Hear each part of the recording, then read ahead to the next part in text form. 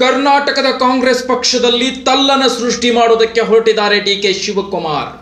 DK Shivakumar ಇಟ್ಟ ಒಂದೇ ಒಂದು ಹೆಜ್ಜೆ ಇಡೀ ಕಾಂಗ್ರೆಸ್ ಪಕ್ಷವನ್ನೇ ನಡಗಿಸೋದಕ್ಕೆ ಶುರು ಮಾಡಿಕೊಡುತ್ತೆ. ಈ ಒಂದು ಬಾಂಬ್ ಸ್ಫೋಟ ಆಗಿದ್ದು ಹೇಗೆ, ಎಲ್ಲಿಂದ ಎಲ್ಲಿಗೆ ತಗೊಂಡು ಹೋಗ್ತಾ ಇದ್ದಾರೆ ಡಿಕೆ ಶಿವಕುಮಾರ್? ಸೈಲೆಂಟ್ ಆಗಿರೋದು ಯಾಕೆ? ಕ್ಷಮೆಯನ್ನ ಯಾಚಿಸೋದು ಯಾಕೆ? ಮೊಲ ಆಮೆ ಕತೆ ಕೇಳಿದಿರಲ್ಲ, ಮೊಲ ನಾನು ಮುಂದೆ ಓಡೋ ಹೋಗ್ಬಿಡ್ತೀನಿ ಅಂತ ಅನ್ಕೊಳ್ಳುತ್ತೆ, ನಾನು ಗೆದ್ದು ಬಿಡ್ತೀನಿ ಅಂತ ಅನ್ಕೊಳ್ಳುತ್ತೆ, ಆಮೇಲೆ ಓಡಕ್ಕೆ ಬರಲ್ಲ ಅಂತ ಅನ್ಕೊಳ್ಳುತ್ತೆ, ಹೋಗಿ ಗಿಡದ ಬುಡದಲ್ಲಿ ಮಲ್ಕೊಂಡು ಬಿಡುತ್ತೆ. ಯಾವುದು ಮೊಲ ನಾನು ತುಂಬ ಚೆನ್ನಾಗಿ ಓಡ್ತೀನಿ ಅಂತ ಹೇಳ್ಬಿಟ್ಟು.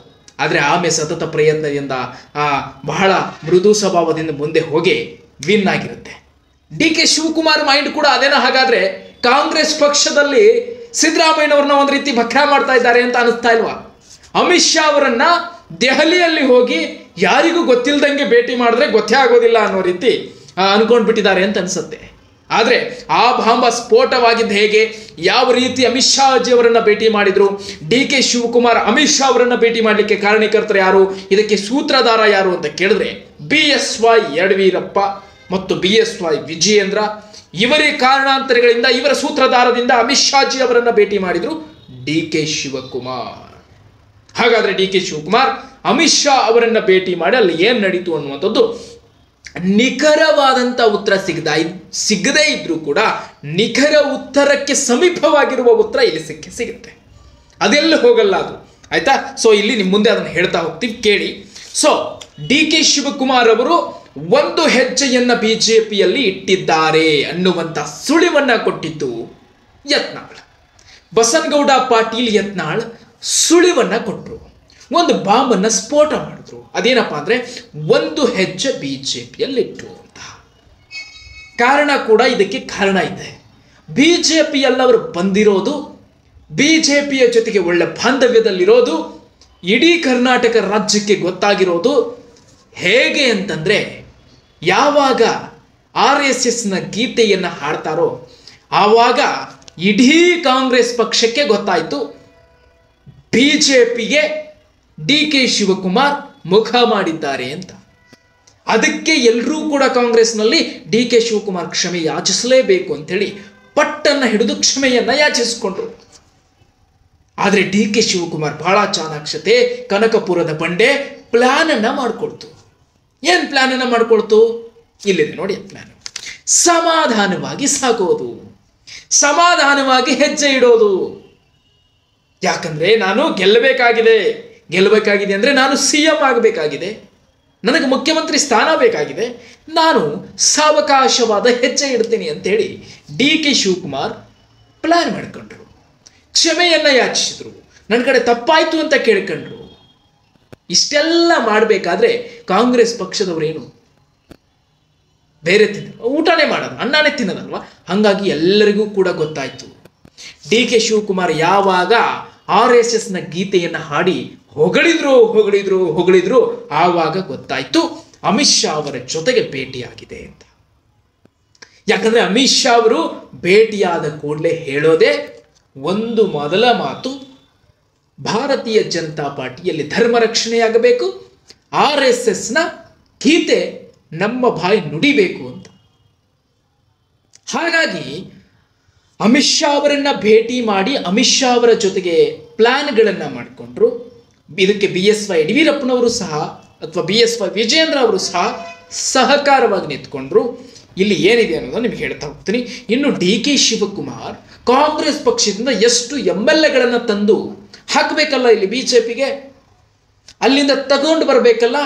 ಹಾಗಾಗಿ ಎಷ್ಟು MLAಗಳ ಬಲವನ್ನ ಇತ್ತೀಚೆಗೆ ಈಗ ಸದ್ಯದಲ್ಲಿ ಪಡಿಸ್ಕೊಂಡಿದ್ದಾರೆ ಅಂತ ನಿಖರವಾದ ಉತ್ತರ ಸಿಗದೆ ಇದ್ರು ನಿಖರಕ್ಕೆ ಸಮೀಪವಾಗಿರುವಂತ ಉತ್ತರ ಸಿಕ್ಕಿದೆ. 37ರಿಂದ 39 ಶಾಸಕರ ಸಂಖ್ಯೆಯನ್ನ ಬಲಮುಷ್ಟಿಯಲ್ಲಿ ಇಟ್ಕೊಂಡಿದ್ದಾರೆ ಡಿ ಕೆ ಶಿವಕುಮಾರ್ ಅಂತ ಒಂದು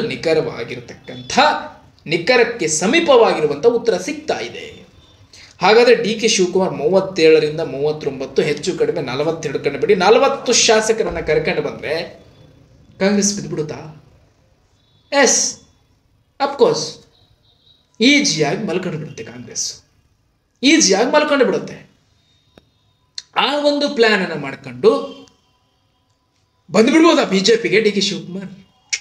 ನೋಡಿ, ಕೇವಲ 40 ಶಾಸಕರನ್ನ ಕರ್ಕೊಂಡು ಬಂದ್ಬಿಟ್ರೆ ಕಾಂಗ್ರೆಸ್ ಬೀಳುತ್ತೆ.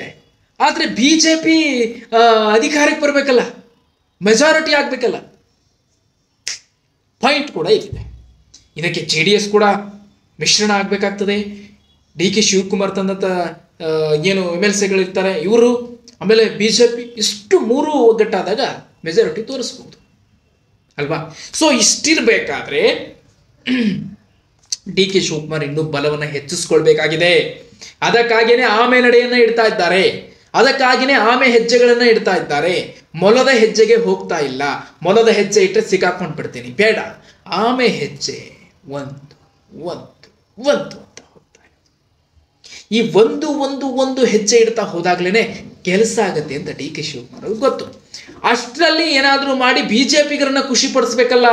DK ಶಿವಕುಮಾರ್ ಸಡನ್ ಆಗಿ ಬಂದ್ಬಿಟ್ಟು ಬಿಜೆಪಿಗೆ ಬರೋಕ್ಕಿಂತಲೂ ನೋಡಿ, ಮೊದಲೇ ಖುಷಿ ಪಡಿಸ್ಕೊಂತ ಹೋದ್ರು ಅಂದ್ರೆ ಬಿಜೆಪಿಯಲ್ಲಿ ಬಂದ ಕೂಡಲೇ ಅಟ್ಯಾಚ್ಮೆಂಟ್ ಬೆಳ್ಕೊಂಡು ಬಿಡುತ್ತೆ. ಹಂಗಾಗಿನೇ RSS ಗೀತೆಯನ್ನು DK ಶಿವಕುಮಾರ್ ಹಾಡಿದ್ರು, ಹಾಡಿ ಹುಗಿಡಿದ್ರು.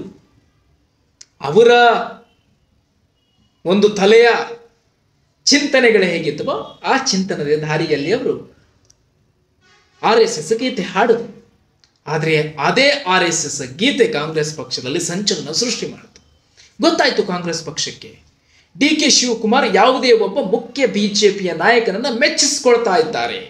ಅಂದ್ರೆ ಯಾವುದೇ ಒಬ್ಬ ಮುಖ್ಯ ಲೀಡರ್, ದೆಹಲಿಯ ಮುಖ್ಯ ದ್ವಾರದ ಒಂದು ಇಂಪಾರ್ಟೆಂಟ್ ಪೀಪಲ್ ಅಂತ ಏನು ಕರಿತೀವಿ, ಅಂದ್ರೆ ಬಹಳ ಮುಖ್ಯವಾದಂಥ ಬಿಜೆಪಿಯ ವ್ಯಕ್ತಿಯ ಜೊತೆ ಮಾತನಾಡ್ಕೊಂಡು ಆ ವ್ಯಕ್ತಿಯನ್ನ ಸೆಳೆದುಕೊಳ್ಳೋದಕ್ಕೆ ಅಥವಾ ಆ ವ್ಯಕ್ತಿಗೆ ಹತ್ತಿರವಾಗಲಿಕ್ಕೆ RSS ಗೀತೆಯನ್ನ ಹಾಡ್ತಿದ್ದಾರೆ ಅನ್ನೋದು ಕಾಂಗ್ರೆಸ್ ಪಕ್ಷದಲ್ಲಿ ಪತ್ರ ಜಪಟಿಸುತ್ತೆ. ಇದೊಂಥರ ಮಂತ್ರ ಕೂಡ ಪರಿವರ್ತನೆ ಆಗುತ್ತೆ, ಅಂದ್ರೆ ಒಂದು ರೀತಿ ಮಂತ್ರವಾಗಿ ಕನ್ವರ್ಟ್ ಆಗುತ್ತೆ. ಅವಾಗ ಕೆಲವು ಕಾಂಗ್ರೆಸ್ನ ಶಾಸಕರು ಸಿಡಿದು ಹೇಳ್ತಾರೆ, ಏನಂತ, DK ಶಿವಕುಮಾರ್ ಕ್ಷಮೆ ಯಾಚಿಸಬೇಕು. ಯಾಕೆ, ನಾವು ಕೂಡ ಹಾಗೇನಾದ್ರೂ ನಡೆದ್ರೆ ನಾವು ಕೂಡ ಹಂಗಾದ್ರೆ ಹಂಗೆ ಮಾಡ್ಬೋದಾ ಅನ್ನುವ ಪ್ರಶ್ನೆಗಳನ್ನ ಇಡ್ತಾ DK ಶಿವಕುಮಾರ್ ಕ್ಷಮೆ ಯಾಚಿಸಲೇಬೇಕು ಅಂತ ಹೇಳಿ ದೊಡ್ಡ ಮಟ್ಟದ ಒಂದು ಪಾಯಿಂಟ್ನ ತಂದಿಡ್ತಾರೆ ಕಾಂಗ್ರೆಸ್ನವರು. ಆ ಸಂದರ್ಭದಲ್ಲಿ DK ಶಿವಕುಮಾರ್ ತಲೆಬಾಗ್ತಾರೆ, ಕ್ಷಮೆಯನ್ನ ಯಾಚಿಸ್ತೀನಿ ಅಂತ ಕ್ಷಮೆಯನ್ನ ಯಾಚಿಸ್ತಾರೆ. ನಾನು ಕಾಂಗ್ರೆಸ್ನಲ್ಲಿ ರಾಜಕೀಯಕ್ಕೆ ಬಹಳ ಮುನ್ನುಡಿ ಬರೆದು ಬಂದವನು, ಯಾರ ಕಲಿದಿಂದ ಯಾರ ಮಾತುಗಳಿಂದ ನಾನು ಬುದ್ಧಿ ಕಲಿಬೇಕಾಗಿಲ್ಲ ಅನ್ನುವಂಥದ್ದನ್ನು ಕೂಡ ಬಹಳ ಸ್ಪಷ್ಟವಾಗಿ DK ಶಿವಕುಮಾರ್ ಹೇಳ್ತಾರೆ. ಅದೇ DK ಶಿವಕುಮಾರ್ ಗೊತ್ತಾಗಿತ್ತು. ಆಮೇಲೆ DK ಶಿವಕುಮಾರ್ ಇನ್ನೊಂದು ಕೂಡ ಹೇಳ್ತಾರಲ್ಲ, ನನ್ನ ಧರ್ಮವನ್ನು ನಾನು ಬಿಡೋದಿಲ್ಲ ಅಂತ ಹೇಳಿದ್ರು. ಬಹುಶಃ DK Shivakumar is BJP welcome. ಬಿಜೆಪಿಗೆ ಬರುವ ಸಾಧ್ಯತೆ ಕಾದಿದೆ. ಭಾರತೀಯ ಜನತಾ ಪಾರ್ಟಿಗೆ DK ಶಿವಕುಮಾರ್ ಬರುವ ಸುಳಿವು ಸಿಗ್ತಾ ಇದೆ. ಹಾಗಾಗಿಯೇ DK ಶಿವಕುಮಾರ್ ಅವರನ್ನ ಭಾರತೀಯ ಜನತಾ ಪಾರ್ಟಿ ಕೈ ಬೀಸಿ ಕರೀತಿದೆ. DK ಶಿವಕುಮಾರ್ ಹೋಗೋದಕ್ಕೆ ಹತ್ತಿ ವಾಹನ ಕುತ್ಕೊಂಡು ಬಿಟ್ಟಿದ್ದಾರೆ. ಕೆಲವು MLAಗಳನ್ನ ಮುಷ್ಟಿ ಮಾಡಿ ಕರ್ಕೊಂಡು ಹೋಗೋ ಕೆಪಾಸಿಟಿ ಹೊಂದ್ಕೋಬೇಕಾಗಿದೆ. ಇನ್ನು ನೀವು ಕೇಳಬಹುದು, ಇಲ್ಲ ಮುಂದೆ ರಾಜಕೀಯ ಭವಿಷ್ಯ ಇದೆ, ಕಾಂಗ್ರೆಸ್ನಲ್ಲಿದ್ರೆ ಸಿದ್ದರಾಮಯ್ಯ ನಂತರದಲ್ಲಿ ಅವರೇ CM ಆಗೋ ಸಾಧ್ಯತೆ ಇದೆ, ಯಾಕೆ ಇಂತಹ ಬೇರೆ ಬೇರೆ ಬೇರೆ ಬೇರೆ ಸುದ್ದಿಗಳಿಗೆ ಸುಮ್ಮನೆ ಕಿವಿ ಕೊಟ್ಕೊಂಡು ಅವ್ರು ಯಾಕೆ ಈ ರೀತಿ ಮಾಡ್ತಿದ್ದಾರೆ ಅಂತ ಪ್ರಶ್ನೆ ಎಲ್ಲರೂ ಮೂಡಬಹುದು. ಹಾಗೆ ಕಾಂಗ್ರೆಸ್ ಪಕ್ಷದ ಕೆಲವು ಕಾರ್ಯಕರ್ತರಲ್ಲೂ ಮೂಡಬಹುದು. ಆದರೆ ಯಾಕೆ ಹೀಗೆ ಮಾಡ್ತಿದ್ದಾರೆ ಅಂತಂದ್ರೆ, ಸಿದ್ದರಾಮಯ್ಯನವರು ತಮ್ಮ ಬಲವನ್ನ ಹೆಚ್ಚಿಸಿಕೆ ಪಡಿಸ್ತಾ ಅಂದ್ರೆ ಏನು ತಮ್ಮ ಬಲ ಇದೆಯಲ್ಲ, MLAಗಳ ಬಲ ಆಗಿರಬಹುದು, ಸಚಿವರ ಬಲ ಆಗಿರಬಹುದು, ಅವರ ಎಲ್ಲರ ಸಹಕಾರ ಆಗಿರಬಹುದು, ಇದನ್ನ ತಗೊಂಡು ಮುಂದೆಯೂ ಕೂಡ 2028ರಲ್ಲೂ ಕೂಡ ಅವರ ನಾಯಕತ್ವದಲ್ಲೇ ಎಲೆಕ್ಷನ್ ನಡೆಯುತ್ತೆ ಅಂದ್ರೆ ಅವರೇ CM ಆಗ್ತಾರೆ ಗೆದ್ರೆ, ಅದರಲ್ಲೇನು. ಹಾಗಾಗಿನೇ DK ಶಿವಕುಮಾರ್ ಪ್ಲಾನ್ ಮಾಡ್ತಾರೆ, ಎಲ್ಲಿಯವರೆಗೂ ಸಿದ್ದರಾಮಯ್ಯ ಇರ್ತಾರೆ ಅಲ್ಲಿಯವರೆಗೂ ನನ್ನ ಕಾಲ ಇಲ್ಲ.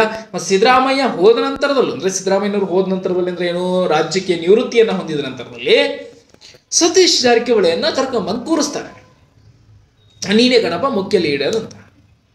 ಆ ಸಂದರ್ಭದಲ್ಲಿ ನಾನು ಏನು ಮಾಡಬೇಕು ಅಂತ DK ಶಿವಕುಮಾರ್ ತಲೆಯಲ್ಲಿ ಒಂಥರ ಇದೊಂದು ಗಂಟಾಗಳು ಕೊಂಡ್ಬಿಡ್ತಾ ಇದೆ.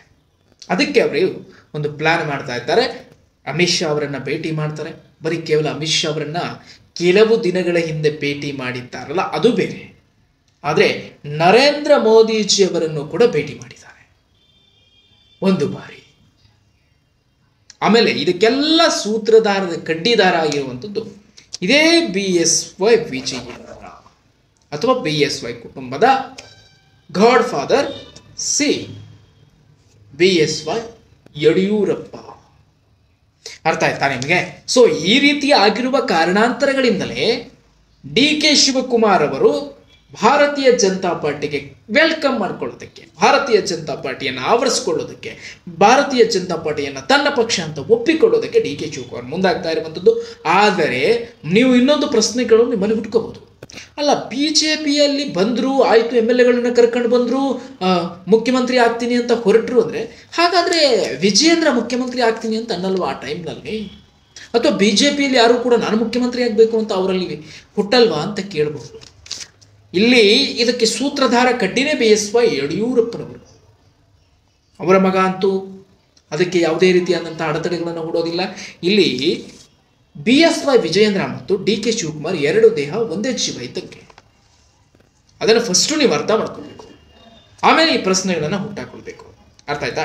ಸೊ ಇಷ್ಟು ಈ ಮ್ಯಾಟರು. ಸೊ ಬಹಳ ಸಂಕ್ಷಿಪ್ತವಾಗಿ ಕನ್ನಡವನ ಪುತ್ರ ಯೂಟ್ಯೂಬ್ ಚಾನಲ್ ನಿಮಗೆ ತಿಳಿಸ್ಕೊಟ್ಟಿದೆ. ಮತ್ತಷ್ಟು ರಾಜಕೀಯ ಸುದ್ದಿಯೊಂದಿಗೆ ಮುಂದೆ ನಿಮಗೆ ಭೇಟಿ ಮಾಡ್ತೀನಿ. ಯತ್ನಾಳ್ ಕೂಡ ಸ್ಫೋಟಪಡಿಸಿದ್ದು ಇದನ್ನೇ ಸ್ಫೋಟಕ ಪಡಿಸ್ತಾರೆ ಯತ್ನಾಳ್ ಕೂಡ. ಏನಂತ? ಹೀಗೆ BJPಯಲ್ಲಿ ಒಂದು ಕಾಲಿಟ್ಟಿದ್ದಾರೆ DK ಶಿವಕುಮಾರ್ ಅಂತೇಳಿ ಅವರು ಬಹಿರಂಗಪಡಿಸಿರೋ ಬಾಂಬ್ ಇದೆ. ಸೊ ಅರ್ಥ ಆಯ್ತಾ? ಅದನ್ನೇ ಯತ್ನಾಳ್ ಅವರು ಕೂಡ ಹೇಳಿರೋದು. ಇಷ್ಟು ಈ ರಾಜಕೀಯ ಸುದ್ದಿ ಆಗಿತ್ತು. DK ಶಿವಕುಮಾರ್ ಅವರ ಸಂಚಲನ ಹೇಗಿರುತ್ತೆ, ಮುಂದೆ ಯಾವ ರೀತಿಯಲ್ಲಿ ನಡಿಬಹುದು ಅನ್ನೋದನ್ನು ಮತ್ತಷ್ಟು ರಾಜಕೀಯ ಸುದ್ದಿಯೊಂದಿಗೆ ನಿಮ್ಮನ್ನು ಭೇಟಿ ಮಾಡ್ತೀನಿ. ಕಾಯ್ತಾ ಇರಿ, ಮತ್ತೆ ಸಿಗೋಣ.